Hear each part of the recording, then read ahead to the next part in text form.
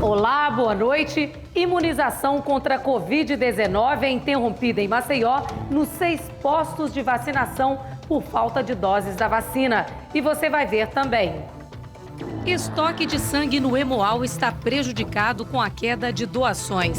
Empresas de ônibus reclamam que muitos usuários não usam máscara nos coletivos, colocando em risco a população. Ruas do conjunto Rosane Collor ficam alagadas com apenas 30 minutos de chuva. Agora, no Jornal do Estado.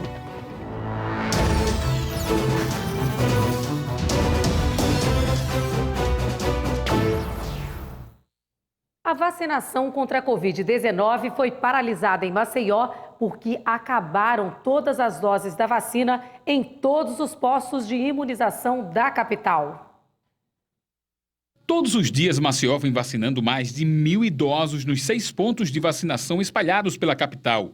Este homem veio trazer a sogra de 93 anos para se imunizar, mas encontrou o local fechado. Obriga os idosos a tomar e depois chega num momento como esse, dou viagem perdida, mas fazer o quê? Esse é o principal ponto de vacinação em esquema de drive-thru em Alagoas e foi fechado nesta terça-feira por falta de imunizantes. Situação que se repete também em outros estados do Nordeste. Em nota, a Prefeitura de Maceió disse que está definindo os últimos detalhes para retomar a vacinação nesta quarta-feira. Por causa da pandemia, a falta de doação de sangue tem deixado o estoque do Hemoal crítico. Por isso, a gente reforça a importância desse ato tão simples, mas que pode salvar muitas vidas. Em tempos de pandemia, a doação de sangue está cada vez mais escassa. Antônia foi a única pessoa que encontramos na sala de doação. A babá atendeu ao chamado do hemonúcleo. Recebi uma mensagem para doação de sangue porque estava precisando do meu tipo sanguíneo. Então eu vim com todo o amor do mundo. As geladeiras que armazenam as bolsas comprovam que o estoque está muito abaixo do mínimo necessário. O estoque do Hemoal está crítico e, infelizmente, os doadores não estão comparecendo para realizar a doação. A gente precisa dispor de, no mínimo, 300 bolsas diárias. E hoje, o Hemoal só tem 135 bolsas de sangue. A semana passada, a gente teve o menor estoque durante todo o período do ano. E a gente faz esse apelo para que as pessoas compareçam aqui no Hemocentro e realizem uma doação de sangue. Doar sangue é simples e rápido. Basta preencher alguns requisitos e seguir as orientações. Pode doar qualquer pessoa entre 16 a 60 anos. Menores de 16 e 17 doa acompanhado do pai ou mãe. Tem que estar alimentado, peso superior a 50 quilos, bem de saúde e com um documento original com foto. É necessário também um repouso mínimo de 6 horas da noite anterior. Pince e tatuagem não é impedimento desde que tenha feito há mais de 1 ano. Se puder, doe sangue e faça como a Antônia. Um exemplo do esforço e preocupação com a saúde da coletividade. Se Deus me colocou no mundo, por que eu não posso ajudar o próximo? Entendeu? Se eu estou bem, estou com a minha saúde em dia, eu gosto de doar, gosto de ver as pessoas felizes. Por que a gente não vai dar mais uma chance? Porque poderia ser eu que estivesse precisando de sangue e outra pessoa no meu lugar doando. Se você ficou com alguma dúvida, é só entrar em contato com o Hemoal pelo telefone 3315-2109. As empresas de ônibus estão fazendo a parte delas quanto às regras sanitárias que precisam ser cumpridas nesse momento de pandemia. Mas a falta de conscientização de muitos usuários coloca em risco a população. Desde o início da pandemia, as empresas têm orientado os funcionários para que solicitem aos passageiros o uso de máscara e álcool em gel. Então, dentro do ônibus, os usuários estão tendo essa consciência. Agora, assim, claro que, por exemplo, uma pessoa senta lá no fundo e tira a máscara, fica mais difícil, mas o acesso aos ônibus só é permitido com o uso obrigatório de máscara. Um vídeo que circula nas redes sociais, gravado por uma cidadã, mostra uma mulher falando ao celular sem máscara dentro do ônibus. Na gravação, a pessoa que registrou as imagens também relata que tem uma família sentada no fundo do coletivo e que estaria desrespeitando as regras sanitárias. A bonitinha aqui, ó, sem máscara, bonitinha. Lá atrás, uma família sem máscara, pai, mãe e filhos. Tá vendo? Aí, quando adoece, fica doente, a culpa é de quem? Do governo, porque o governo quer criar mídia. E aí, o que você diz? Aí, ó. Diga aí, de quem é a culpa? É importante que se faça esse tipo de registro, porque aí as pessoas têm noção de que não parte das empresas. As empresas estão fazendo a sanitização diariamente, várias vezes ao dia, e está controlando temperaturas de rodoviários. Nesse período de pandemia houve um registro baixíssimo da categoria. A sanitização dos veículos é levada a sério e as empresas se desdobram para garantir a segurança dos usuários. A sanitização ela é feita todas as noites no recolhimento dos nossos veículos. Usamos um produto que ele tem 72 horas de duração e para que combata o Covid-19. Para o responsável da empresa, os trabalhadores se expõem ainda mais quando as regras sanitárias não são respeitadas. Motoristas e cobradores foram orientados a conversar com o usuário e tentar da melhor forma possível fazer com que ele use a máscara do momento que ele entrou no nosso veículo até o momento de sua saída, obrigatoriamente, né? Inclusive tem até uma placa na entrada dos nossos carros informando isso. E todos os usuários têm que fazer uso da máscara, têm que fazer uso do seu álcool em gel sempre, né? Para estar fazendo a sua higienização pessoal. É verdade que é pequena a quantidade de pessoas que não faz o uso de máscara dentro dos coletivos. Mesmo assim, basta um estar contaminado para que o vírus se propague. Não é difícil convencer porque a maioria realmente tem essa consciência. O número é bastante pequeno, a gente vê casos em que as pessoas registram, claro, vai ocorrer tanto nos ônibus como fora. Mas dentro dos ônibus, a maioria das pessoas tem essa consciência, né, até porque elas precisam se deslocar para o trabalho e elas sabem que há necessidade de cuidar de si e dos seus entes queridos, dos seus amigos. Segundo o levantamento do Sindicato das Empresas de Transporte Urbano de Passageiros de Maceió, tem sido grande o esforço para evitar a contaminação da categoria. No universo de 3.000 rodoviários, nós tivemos até fevereiro o registro de 120 casos. Então dá um percentual de 4%. O número que a gente gostaria que fosse zero, mas infelizmente está sendo feito tudo possível. A gente está trabalhando com sanitização para que mantenha esse número de registros o mais baixo possível. Câmeras de circuito de segurança de uma residência flagraram um momento em que um homem furta uma moto na porta da casa do proprietário e sai empurrando o veículo tranquilamente pela rua. Esse caso aconteceu na rua São Francisco, no bairro Eldorado, em Delmiro Gouveia. E o boletim de ocorrência foi registrado na delegacia de Delmiro.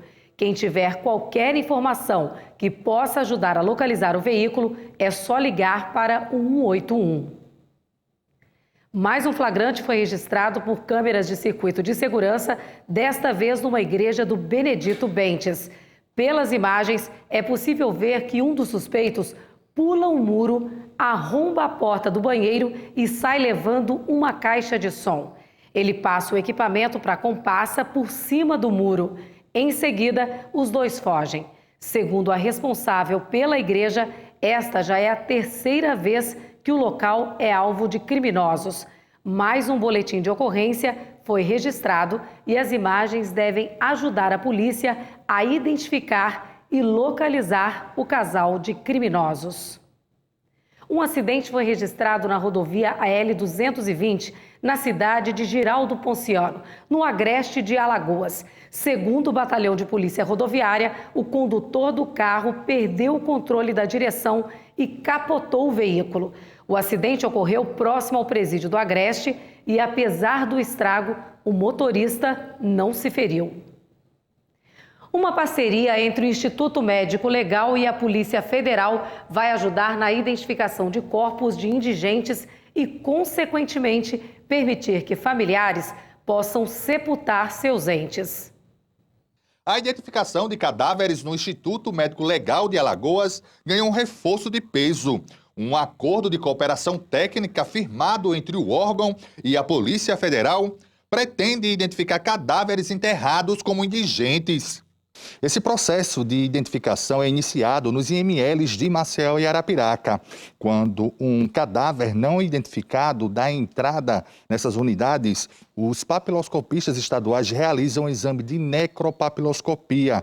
Eles coletam as digitais do cadáver e analisam no Banco de Dados Civil Estadual.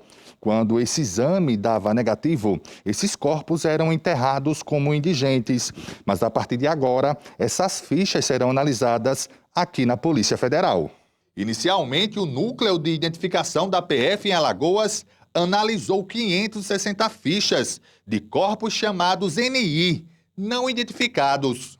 Essas impressões digitais ela vai rodar no nosso banco de dados e o próprio sistema ele vai sugerir alguns candidatos compatíveis com aquelas impressões digitais inseridas. E aí o papiloscopista ele vai analisar esses candidatos e vai dar uma resposta, se é ou não é aquela pessoa. Nessa primeira remessa, 20 corpos foram identificados. Ao dar positivo, então, é confeccionado um laudo papiloscópico de confronto dessas impressões digitais e encaminhados para o IML para dar as providências cabíveis. O chefe do IML explicou que a identificação desses corpos tem caráter humanitário e social. Vem em boa hora, porque a gente tem uma demanda muito grande de corpos não identificados e não reclamados, que precisam ser enterrados lá no Divina Pastora. E com essa contribuição, é provável que isso ajude a identificar e a encontrar parentes, porque podem ter parentes que nem sabem que as pessoas desapareceram, né? E aí, em acontecendo isso, já pode dar um encaminhamento, né, mais digno àqueles corpos que foram enterrados de maneira indigente, né? Outro problema que poderá ser amenizado é a falta de espaço em cemitérios públicos para o enterro de indigentes. Esse problema da superlotação que sempre está acontecendo no ML é por conta da dificuldade de espaço físico para sepultar esses corpos, né? Na verdade, já faz muito tempo que é um esgotamento das sepulturas para esse tipo de situação, para indigentes em Maceió. Vamos ver agora o que a Nacional G3 preparou para você. Olá, meu nome é Ildemar. Eu tive uma dívida de R$34 mil, eu comprei esse caminhão, eu tive a economia de 70%, eu consegui quitar ele com 1 ano e 2 meses.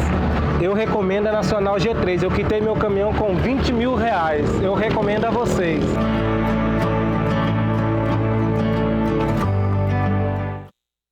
Assim como o Ildemar, você está com dificuldade para pagar o seu veículo, o cartão está estourado, a Nacional G3 negocia a sua dívida e oferece as melhores soluções. A Nacional G3 não cobra valores à vista, tem atendimento presencial, assistência jurídica, quitação antecipada e descontos na quitação. Com experiência de mais de 10 anos no mercado, ela está nas maiores cidades do Brasil e realiza 120 mil atendimentos por ano. Siga a Nacional G3 nas redes sociais. Ligue 0800 888 3211. Não é revisional, é Nacional G3.